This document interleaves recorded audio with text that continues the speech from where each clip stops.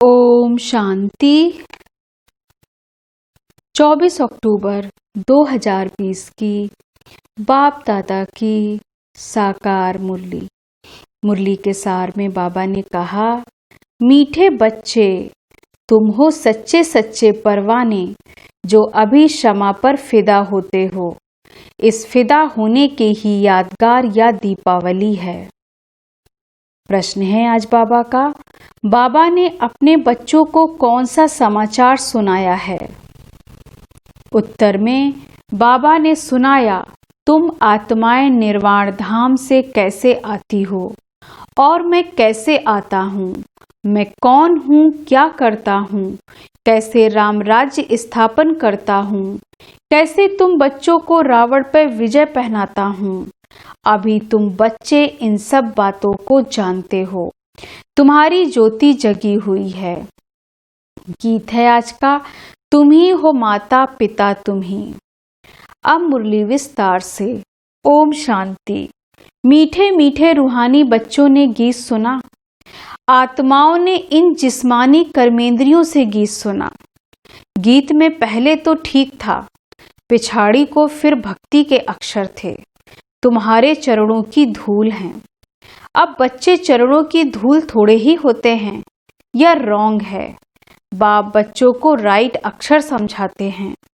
बाप आते भी वहां से हैं जहां से बच्चे आते हैं, वह है निर्वाण धाम। बच्चों को सबके आने का समाचार तो सुनाया, अपना भी सुनाया कि मैं कैसे आता हूँ, आकर के क्या करता हूँ।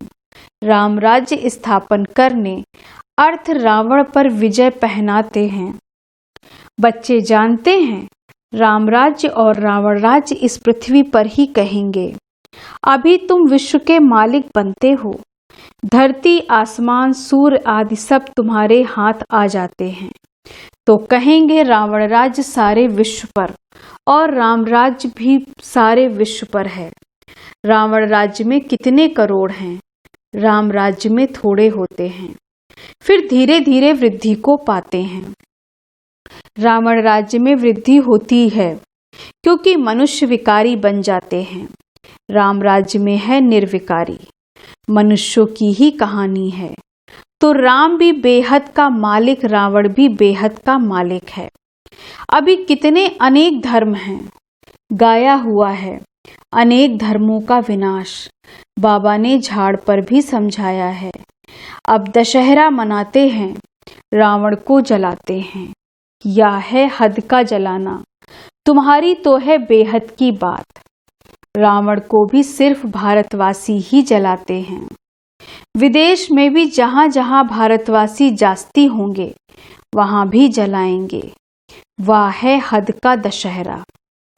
दिखाते हैं लंका में रावण राज्य करते थे, सीता को चुराकर लंका में ले गया, यह हो गई हद की बातें। अब बाप कहते हैं सारे विश्व पर रावण का राज्य है, राम राज्य अब नहीं है। राम राज्य अर्थात ईश्वर का स्थापन किया हुआ सतयुग को कहा जाता है राम राज्य। माला सिमरते हैं, रघुपति राघव राजा राम कहते हैं, लेकिन राजा राम को नहीं सिमरते, तो सारे विश्व की सेवा करते हैं, उनकी माला सिमरते हैं। भारतवासी दशहरे के बाद फिर दीपावली मनाते हैं। दीपावली क्यों मनाते? क्योंकि देवताओं की ताजपोशी होती है। कारोनेशन पर बत्तियां आदि बहुत जलाते हैं। एक तो ताजपोशी, दूसरा फिर कहा जाता है घर घर में दीपमाला। हर एक आत्मा की ज्योत जग जाती है। अभी सब आत्माओं की ज्योति उझाई हुई है। आयरन एजेड है यानी अंधियारा है। अंधियारा माना भक्ति मार्ग। भक्ति करते करते ज्योत कम हो जाती है, बाकी वह दीपमाला तो आर्टिफिशियल है। ऐसे नहीं कि कोरोनेशन होता है तो अभी आतिशबाजी जलाते हैं। दीपमाला पर लक्ष्मी को बुलाते हैं, पूजा करते हैं, या उत्सव है भक्ति मार्ग के। जो भी राजा तख्त पर बैठते हैं तो उनको कोरोनेशन डे धूमधाम से मनाया जाता है। यह सब हैं हद के, अभी तो बेहद का विनाश, सच्चा सच्चा दशहरा होना है। बाप आए हैं सबकी जोत जगाने, मनुष्य समझते हैं हमारी जोत बड़ी जोत से मिल जाएगी। ब्रह्मा समाजियों के मंदिर में सदैव जोत जगती रहती है। समझते हैं जैसे परवाने ज्योति पर फेरी पहन फिदा होते हैं, वैसे हमारी भी आत्मा अब बड़ी ज्योति में मिल जाएगी। इस पर दृष्टांत बनाया है, अभी तुम हो आधा कल्प के आशिक, तुम आकर एक माशूक पर फिदा हो जाते हो। जलने की तो बात नहीं, जैसे वह आशिक माशूक होते हैं तो वह एक दो के आशिक बन जाते हैं। यहाँ वह एक ही माशूक है, बाकी सब आशिक। आशिक उस माशूक को भक्ति मार्ग में याद करते रहते हैं, माशूक आप आओ तो हम तुम्हारे पर बलि चढ़ें, तुम्हारे सिवाय हम किसको भी याद नहीं करेंगे। यह तुम्हारा जिस्मानी लव नहीं है, उन आशिक माशूक का तो जिस्मानी लव होता है। बस एक दो को देखते रहते हैं, देखने से ही जैसे तृप्त हो जाते हैं। यहाँ तो एक माशूक, बाकी सब हैं आशिक। सब बाप को याद करते हैं, भल कोई नेचर आदि को भी नहीं मानते। फिर भी ओ गॉड, हे भगवान, मुख से जरूर निकलता है। सब उनको बुलाते हैं, हमारे दुख दूर करो। भक्ति मार्ग में तो बहुत आशिक माशूक होते हैं, कोई किसका आशिक कोई किसका आशिक। हनुमान के कितने आशिक होंगे। सब अपने अपने माशूक के चित्र बनाकर फिर आपस में मिलकर बैठ उनकी पूजा करते हैं। पूजा कर फिर माशूक को डुबो देते हैं। अर्थ कुछ नहीं निकलता। यहाँ वह बात नहीं। यह तुम्हारा माशूक एवर गोरा है, कभी सांवरा बनता नहीं। बाप मुसाफिर आकर सबको गोरा बनाते हैं। तुम भी मुसाफिर हो ना, दूर देश से आकर यहाँ पाठ बजाते हो। तुम्हारे से भी नंबरवार पुरुषार्थ अनुसार समझते हैं। अभी तुम त्रिकालदर्शी बन गए हो, रचता और रचना के आदि मध्य अंत को जानते हो, तो तुम हो गए त्रिकालदर्शी ब्रह्मा कुमार कुमारियां। जैसे जगत गुरु आदि को भी टाइटल मिलता है ना, तुमको यह टाइटल मिलता है। तुमको सबसे अच्छा टाइटल मिलता है स्वदर्शन चक्रधारी। तुम ब्राह्मण ही स्वदर्शन चक्रधारी हो या शिव बाबा भी है। शिव बाबा भी है, हाँ, क्योंकि स्वदर्शन चक्रधारी आत्मा होती है ना, शरीर के साथ। बाप भी इसमें आकर समझाते हैं, शिव बाबा स्वदर्शन चक्रधारी ना हो तो तुमको कैसे बनाए। वह सबसे सुप्रीम ऊंचते ऊंच आत्मा है, देह को थोड़े ही कहा जाता। वह सुप्रीम बाप ही आकर तुमको सुप्रीम बनाते हैं। स्वदर्शन चक्रधारी आत्माओं के सिवाय कोई बन न सके। कौन सी आत्माएं जो ब्राह्मण धर्म में हैं। जब शूद्र धर्म में थे तो नहीं जानते थे, अब बाप द्वारा तुमने जाना। कितनी अच्छी अच्छी बातें हैं, तुम ही सुनते हो और खुश होते हो। बाहर वाले या सुने तो आश्चर्य खाएं, ओहो यह तो बहुत ऊंच ज्ञान है। अच्छा, तुम भी ऐसा स्वदर्शन चक्रधारी बनो तो फिर चक्रवर्ती राजा विश्व का मालिक बन जाएंगे। यहाँ से बाहर गए खल्लास। माया इतनी बहादुर है, यहाँ की यहाँ रही। जैसे गर्भ में बच्चा अंजाम वायदा कर निकलता है, फिर भी वहाँ की वहाँ रह जाती है। तुम प्रदर्शनी आदि में समझाते हो, बहुत अच्छा करते हैं, नॉलेज बहुत अच्छी है, मैं ऐसा पुरुषार्थ करूँगा यह करूँगा, बस बाहर निकला वहाँ की वहाँ रही। परंतु फिर भी कुछ न कुछ असर रहता है। ऐसे नहीं कि वह फिर आएंगे नहीं। झाड़ की वृद्धि होती जाएगी। झाड़ वृद्धि को पाएगा तो फिर सबको खींचेगा। अभी तो यह है रौरव नर्क। गरुड़ पुराण में भी ऐसी ऐसी रोचक बातें लिखी हैं जो मनुष्यों को सुनाते हैं ताकि कुछ डर रहे। उसमें से ही निकला है कि मनुष्य सर्प बिच्छू आदि बनते हैं। बाप कहते हैं, मैं तुमको विषय बैतरणी नदी से निकाल क्षीर सागर में भेज देता हूँ। असुल तुम शांति धाम के निवासी थे, फिर सुखधाम में पाट बजाने आए। अभी फिर हम जाते हैं शांति धाम और सुखधाम। यह धाम तो याद करेंगे ना, गाते भी हैं तो मात पिता।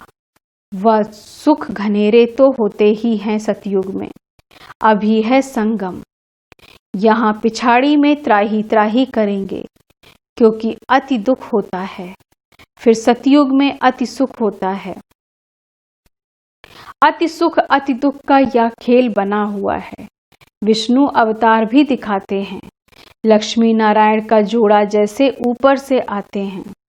अब ऊपर से शरीरधारी कोई आते थोड़े ही हैं, ऊपर से आती है हर एक आत्मा है। परंतु ईश्वर का अवतरण बहुत विचित्र है। वही आकर भारत को स्वर्ग बनाते हैं। उनका त्योहार शिव जयंती मनाते हैं। अगर मालूम होता कि परमपिता परमात्मा शिव ही मुक्ति जीवन मुक्ति का वर्षा देते, तो फिर सारे विश्व में गॉडफादर का त्योहार मनाते। बेहद के बाप का यादगार मनाए, तब जब समझे कि शिव बाबा ही लिबरेटर गाइड है। उनका जन्म ही भारत में होता है। शिव जयंती भी भारत में मनाते हैं, परंतु पूरी पहचान नहीं तो हॉलीडे भी नहीं करते। जो बाप सर्व की सद्गति करने वाला, उनकी जन्मभूमि जहाँ अलौकिक कर्तव्य आकर करते हैं, उनका जन्मदिन और तीर्थ यात्रा तो बहुत मनानी चाहिए। तुम्हारा यादगार मंदिर भी यहाँ ही है, परंतु किसको पता नहीं है कि शिव बाबा ही आकर लिबरेटर गाइड बनता है। कहते सब हैं कि सब दुखों से छुड़ाकर सुखधाम ले चलो, परंतु समझते नहीं। भारत बहुत ऊंच से ऊंच खंड है। भारत की महिमा अपरंपार गाई हुई है। वहां ही शिव बाबा का जन्म होता है। उनको कोई मानते नहीं, स्टैंप नहीं बनाते, औरों की तो बहुत बनाते रहते हैं। अब कैसे समझाया जाए जो इनके महत्व को सबको पता पड़े। विलायत में भी सन्यासी आदि जाकर भारत का प्राचीन योग सिखलाते हैं। जब तुम यह राजयोग बतलाएंगे तो तुम्हारा बहुत नाम होगा। बोलो, राजयोग किसने सिखाया था? यह किसको पता नहीं है। कृष्ण ने भी हठ योग तो सिखाया नहीं। तो हठ योग है सन्यासियों का, जो बहुत अच्छे पढ़े लिखे हैं, जो अपने को फिलॉसफर कहलाते हैं। वह इन बातों को समझ और सुधर जाएं। कहें हमने भी शास्त्र पढ़े हैं, परंतु अब जो बाप सुनाते हैं वह राइट है, बाकी सब है रॉन्ग। तो यह भी समझे कि बरोबर बड़े से बड़ा तीर्थ स्थान यह है, जहां बाप आते हैं। तुम बच्चों को जानते हैं, इसको कहा जाता है धर्म भूमि। यहाँ जितने धर्मात्मा रहते हैं उतने और कहाँ नहीं। तुम कितना दान पुण्य करते हो, बाप को जानकर तन मन धन सब इस सेवा में लगा देते हो। बाप ही सबको लिबरेट करते हैं, सबको दुख से छुड़ाते हैं, और धर्म स्थापक कोई दुख से नहीं छुड़ाते हैं। वह तो आते ही हैं, उनके पिछाड़ी नंबरवार सब पार्ट बजाने आते हैं। पार्ट बजाते बजाते तमो प्रधान बन जाते हैं, फिर बाप आकर सतो प्रधान बनाते हैं। तो यह भारत कितना बड़ा तीर्थ है। भारत सबसे नंबर 1 ऊंच भूमि है।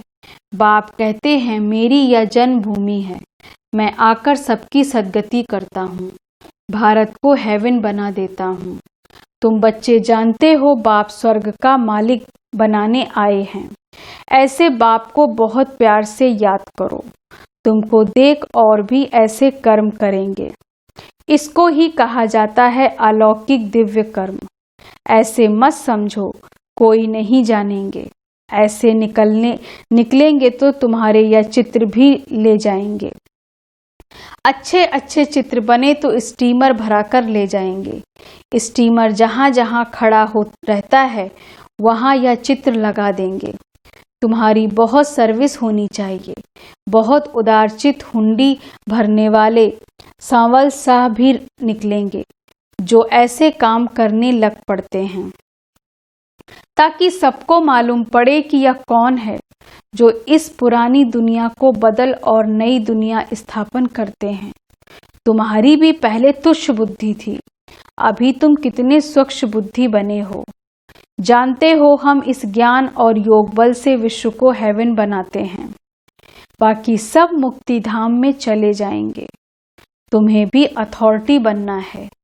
बेहद के बाप के बच्चे हो ना। शक्ति मिलती है याद से। बाप को वर्ड अलमाइटी अथॉरिटी कहा जाता है। सभी वेदों शास्त्रों का सार बताते हैं। तो बच्चों को कितना उमंग रहना चाहिए सर्विस का। मुख से ज्ञान रत्नों के सिवाय और कुछ ना निकले। तुम हर एक रूप बसंत हो। तुम देखते हो सारी दुनिया सब्ज हरी भरी बन जाती है। सब कुछ नया, बड़ा दुख नाम, वहां दुख का नाम नहीं। 5 तत्व भी तुम्हारी सर्विस में हाजिर रहते। अभी वह डिस सर्विस करते हैं क्योंकि मनुष्य लायक नहीं है।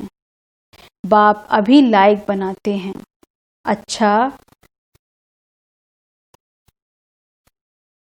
मीठे मीठे सिकी लदे बच्चों प्रति माता पिता बाप दादा का याद प्यार और गुड मॉर्निंग। रूहानी बाप की रूहानी बच्चों को नमस्ते।